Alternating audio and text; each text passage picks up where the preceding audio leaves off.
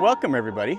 Today's video finds us over in Cambodia, and we're about 20 minutes or so east of Siem Reap, and I wanted to come over here and take a look at a 9th century temple. This is the last one of these in the Roluos group. I think that's how you say it.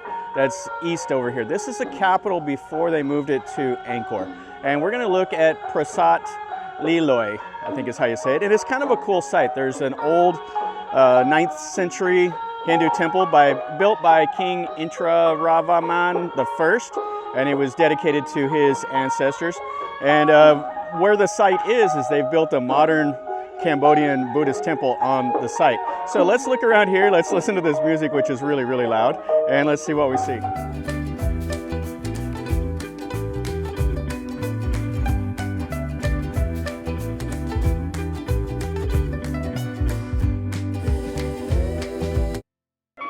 So the site is up here on like an elevated platform, and I wanted to kind of walk around the temple. They got a little water storage here that's almost dry, and these ladies have been raking up. The kids are out here playing, and then you have places for the community to gather all around. You have their graveyard, and it looks like they have some like Chinese that are in this area, because these are some of the Chinese graves, I believe. You still have the chetties, but then they have all of these earthen mounds. Just kind of a little bit different. They put some streamers and stuff on them. And then there's the outer wall of the temple. And then they have the monk quarters, everything over here. Now, this would have been the beret out here, but it's dry and now it's just rice paddies. So this is a country temple, but it's kind of a neat little temple. You can see here. So it has some Khmer, has some Chinese writing on some of them that I've seen, like over there. And here's one of their farm equipment with the little boy hanging out here. And it is a country temple. You got all the stuff over here. Looks like they're eating over here. Now this is the last day of the Cambodian New Year, so they have the speakers just blaring over here. You can see they're all gathered up over there. The kids running around. Now I don't know what this is, but it's made out of sand, and they're sticking these little streamers in it. It's like a little shrine of some kind. And this is the cause of all the noise. Yeah, you got some kids over here. Helping his little brother up there. It's still running, I don't know if that's safe. All right, so the temple is up here, the old ruins. And then you can see there's just more of it, and they have like a little place here to grab some snacks and stuff like that. And then there are some more places for the temple inside of over there. So we can see here the base of this old temple. So they built it out of the laterite stones. So they have a square base on the bottom and then a little platform up above. Yeah, let's go up here and let's see what this is. So you can see the trees have grown in on this upper platform. And then there would have been an image right here that's kind of weathered down. So they built these stairs in to get up here. You can see the old stairs back behind. And they're all carved, everything else, just the normal that you would have seen. Ooh, a little bit of peace. And it'll start back up. So it looks like they're excavating a little bit here. So there would have been another building here. And these are the towers. Now, from what I was reading about it, there are only 4 towers here. They were planning on building 6. So there's 2 in the front and 2 in the back. And then over here, this is the modern Buddhist temple. So you can see the foundations of a building here that you wouldn't even have known about. But they've dug down and you can see it. All the sandstone and the bricks. I wonder what building this would have been. And it looks like another partial wall over there also. So the highlight of this is the central tower. Now you can see the styling of it. It's definitely the pre-Angkor. They call that the Roluos style, I think is what they call that. Named after this group here. So they got the lintels down here, they got the scaffolding up, which everything seems to be scaffolded up right now on my visit. And some more back there. So they got the little lion here. And then they've redone the Aspira right there. And they're redoing this side of this little prong also. So the workers will be doing some stuff up there with the sandstone and brick. Yeah, the condition here is pretty bad on this front one. The one in the back is a little better. You can see the way that they did the brick up there at the top. I really like this styling. It's really cool. It's not as over the top as the Bayon styling, but it's really talented the way they carved and they did all that brickwork there. And then they put the deities in it also. And you can see they have it on this brick platform. Now, from what I understand, 2 of the towers were built for the king's parents, and then the other 2 were built for the grandparents. So we can see in here they've restored the Khmer inscriptions on the door jambs here. And this has all been redone. You can see the plaster work and everything that they've did into it. And then they have the image right in here. And it's just missing the whole back. You can see they put some iron up in here to keep this thing from collapsing down. Yeah, for 9th century, this is still okay in shape. It's not the best one of this group. That's Prasat Bakong. That is a massive, massive pyramid style temple. So you can see the planned restoration here. And they got the scaffolding up on this one also. Yeah, it's really nice. And that lotus bud over there would have been probably the very, very top, the finale. And then they have a figure over there that's kind of weathered down. And this is the central tower. We'll look at it, the last thing here. Now this was a temple dedicated to Shiva. It was Hindu originally. So you can see they've came in here. The brickwork behind is all original, but the plaster work right there is all restored. Same as this lintel above the door. And there's a lot of stuff going on it. But you can see the original brickwork right here, how they styled this temple building. And same as right here. This is all original. And it's kind of weathered and flaked off, but still mostly intact. And there would have been a lot more up in there. So let's see if we can stick our heads in here. So they've tried to restore that little piece of sandstone at the bottom. It's quite damp in here. They have a monk's alms bowl. And then they've restored the door jamb with the Khmer writing and everything. And then you can see that lintel right there. Oh, that's quite cool. Got the 3 naga right there at the bottom. And I'm not sure what image this is. You can see the columns here that are holding up that lintel. So they restored it, but it's broken right there. So they tried to shore it back up.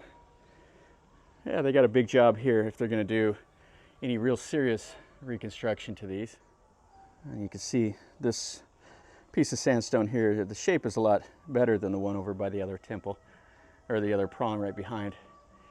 So you can see here, that's an uncarved lintel up there. The back door, it's got all the nice styling in it, same as those columns.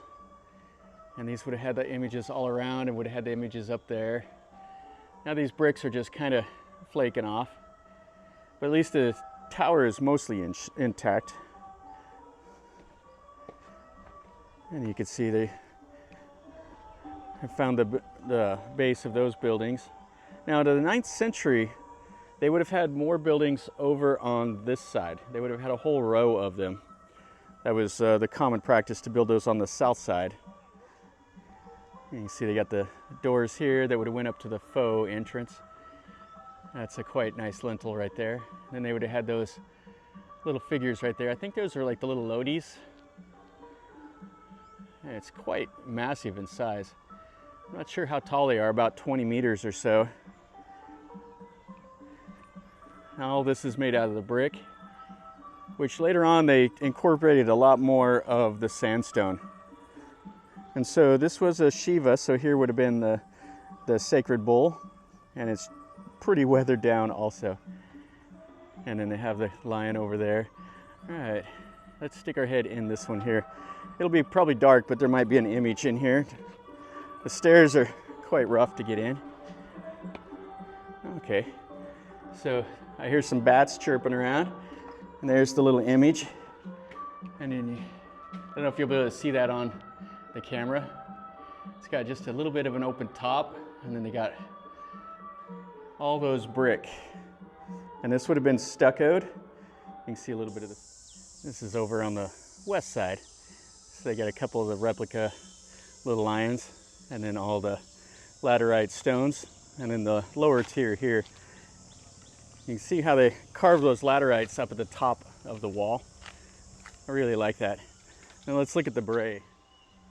So all of that out there would have all been water, and it would have been around this temple.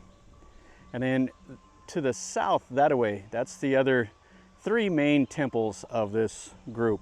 There was a bunch of smaller prongs and stuff like that also, but the Bakong was the largest, and then Preah Ko and another one are over there. And they were all state temples at one time or another from various Khmer kings during this era. You can see the size of these laterite stones. So this temple complex is quite simple now, but it was pretty substantial when it was built. This is quite a cool look at these little towers here. Just looks like a giant came and took a bite out of them. You can see the foundation of this building over here also. Yeah, not much to see of those. All right, let's see if we can stick our head inside of this modern temple building. Yeah, this building here was quite large. You can see the foundation goes all the way over there. So I'm not sure if it was a library or what this was. They got a nice little chetty here. Kind of cool styling. Those are the Naga over there on the side. And then this is the little Buddha image that's in here. And it has some murals painted. It's a simple little chetty, kind of cool. It looks like this is open on the front here.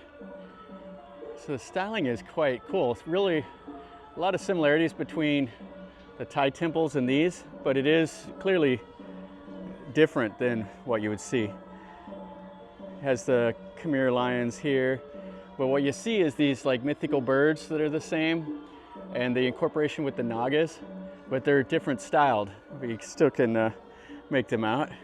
So they got the drum here, and they got a couple little murals. They painted the roof also, or the ceiling, but it's kind of flaking off.